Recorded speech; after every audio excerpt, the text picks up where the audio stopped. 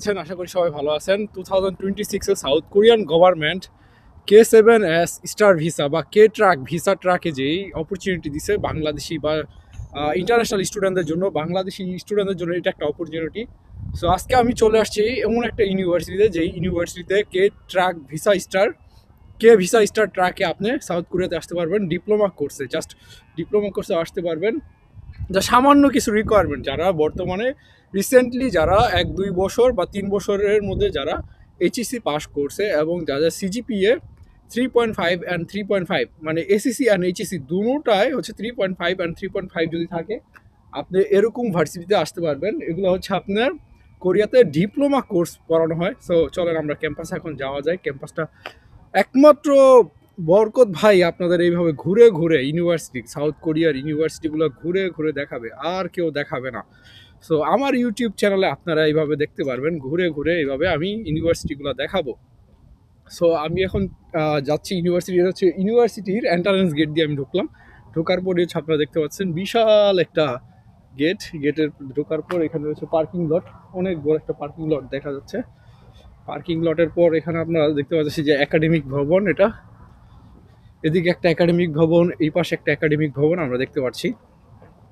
So একমাত্র আমি আপনাদের ঘুরে ঘুরে এইভাবে ক্যাম্পাস ঘুরে ঘুরে দেখাবো।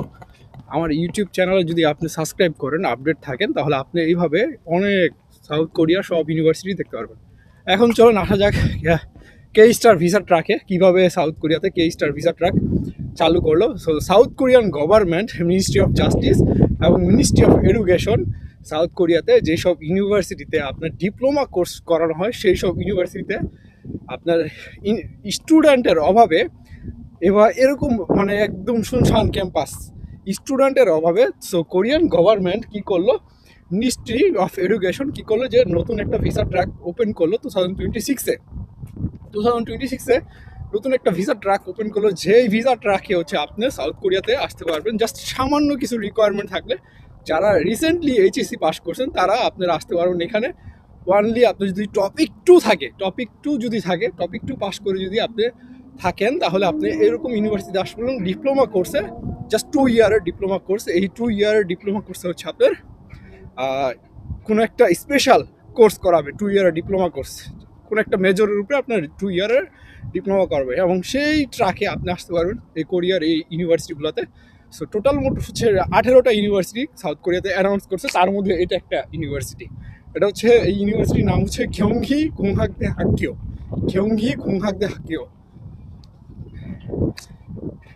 সো এই ইউনিভার্সিটিতে আপনি এখানে আসতে পারবেন হচ্ছে আপনার 2 বছরের ডিপ্লোমা কোর্সে। 2 বছরের ডিপ্লোমা কোর্স আপনার শেষ করার পর, ওই মেজর কোর্স শেষ করার পর আপনি E7 স্টার বা E7S ভিসাতে সুইচ করতে পারবেন। সো 2 বছর পর যাদের রিসেন্টলি এইচএসসি পাস করছেন তারা হচ্ছে আপনার এখানে আসতে পারবেন। এবং যদি আপনার টপিক 2 থাকে তাহলে আপনি এই ইউনিভার্সিটি আসবেন। টোটাল হচ্ছে 2 বছরের কোর্স, এবং হচ্ছে 1 বছরের কোরিয়ান ল্যাঙ্গুয়েজ শেখাবে। এটা হচ্ছে টোটাল 3 ইয়ার। এই 3 ইয়ারের পর আপনি সুইচ করতে পারবেন ই সেভেন ভিসা, কিন্তু E7 star visa, E7S visa, এই ভিসাতে আপনি সাউথ কোরিয়াতে প্রফেশনালি জব করতে পারবেন। যেহেতু এখন কোরিয়াতে গভর্নমেন্ট হলিডে চলতেছে, সো কোনো স্টুডেন্ট নাই। আর এগুলো যেহেতু আপনার রিজিয়ন ইউনিভার্সিটি, এগুলো হচ্ছে একদম মানে কি বলে গ্রাম অঞ্চলের ইউনিভার্সিটিগুলোর মধ্যে একটা পড়ে। তো এই ইউনিভার্সিটিতে হচ্ছে আপনি দেখতে পাচ্ছেন একদম শুনশান, কোনো স্টুডেন্ট নাই, বিশাল খেলার মাঠ। এখানে আমার ওই পাশে দেখতে পাচ্ছেন বিশাল খেলার মাঠ, এদিকে দেখতে পাচ্ছেন অনেক বড় পার্কিং, কোনো মানুষজন নাই, একদম শুনশান ক্যাম্পাস, কোনো মানুষজন নাই। তো এই ইউনিভার্সিটিগুলোতে আপনি আসতে পারবেন, কিন্তু এখানে একটু সমস্যা হচ্ছে যে আপনি যে 2 বছর যখন আসবেন, ওই 2 বছর সার্ভাইভ করাটা সবচেয়ে ইম্পর্টেন্ট। এই 2 বছর যদি আপনি মোটামুটি সার্ভাইভ করতে পারেন, এই কোরিয়ার এই ইউনিভার্সিটিতে পড়াশোনা করতে পারেন, তো 2 বছর পর আপনি E7S ভিসায় সুইচ করতে পারবেন। এবং E7S ভিসায় মোটামুটি 1 বছর বা 2 বছর যদি আপনি চাকরি করতে পারেন, তাহলে আপনি F2 ভিসা থেকে অথবা F2R ভিসাতে সুইচ করতে পারবেন। F2R ভিসাতে 5 বছর থাকার পরই আপনি হচ্ছে সাউথ কোরিয়ার F5 ভিসাতে অ্যাপ্লাই করতে পারবেন। এটা হচ্ছে একটা, আমার পিছনে দেখতে পাচ্ছেন এটা একটা একাডেমিক ভবন। এটা আপনার হাঙ্গুক গুংহাকদে হাক্কিও, কোরিয়ান ভাষায় হাঙ্গুক গুংহাকদে হাক্কিও।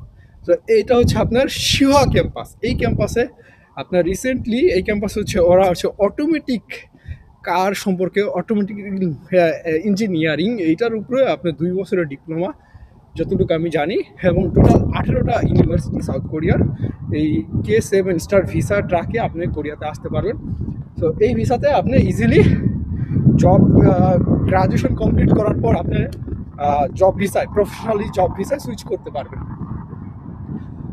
সুন্দর একটা ক্যাম্পাস আপনারা দেখতে পাচ্ছেন, অনেক সুন্দর ক্যাম্পাস। বাট ওই 2 বছর যে আপনি সার্ভাইভ করতে হবে, এটা হচ্ছে অনেক ইম্পর্টেন্ট।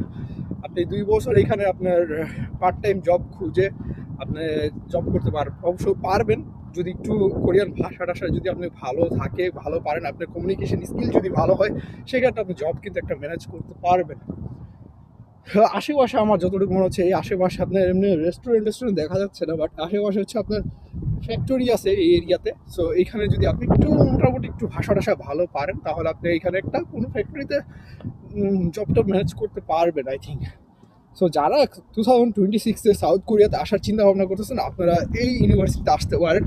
এই ইউনিভার্সিটি যদি আসেন, আপনার 2 বছর পরই ডিপ্লোমা কোর্স কমপ্লিট করার পর আপনি কিন্তু প্রফেশনাল জব ভিসায় সুইচ করতে পারতেছেন। এটা হচ্ছে আমাদের বাংলাদেশি স্টুডেন্টদের জন্য একটা অপরচুনিটি। সো বাংলাদেশ বর্তমানে হচ্ছে আপনার অস্ট্রেলিয়া বা অস্ট্রেলিয়াতে এখন আমাদের লেভেল, যেহেতু লেভেল 3-তে চলে গেছে আমাদের কান্ট্রি, লেভেল 3 ক্যাটাগরিতে। এবং ক্যানাডাতে রিসেন্টলি ভিসা খুব আপনার খুবই কষ্ট, ডিফিকাল্ট। বা ইউএসএ তো ভিসা অলরেডি বন্ধ করে রাখছে। সো আপনারা যদি যারা কোরিয়াতে আসতে চান, এরকম ইউনিভার্সিটিগুলোতে আসতে পারেন। জাস্ট যারা রিসেন্টলি এইচএসসি পাস করেছে তাদের জন্য একটা অপরচুনিটি। আসার পর আপনার ব্যাচেলর কমপ্লিট করার পরই আপনি, ব্যাচেলর না সরি, আপনারা যে ডিপ্লোমা 2 বছরের ডিপ্লোমা কমপ্লিট করার পরই হচ্ছে আপনি কিন্তু প্রফেশনাল জব ভিসায় সুইচ করতে পারবেন। সো এটা হচ্ছে আপনাদের জন্য একটা অপরচুনিটি। যারা আমার ভিডিওটা দেখেন, যদি আপনার ভিডিও ভালো লাগে, অবশ্যই একটা সাবস্ক্রাইব করবেন। থ্যাংক ইউ সবাইকে।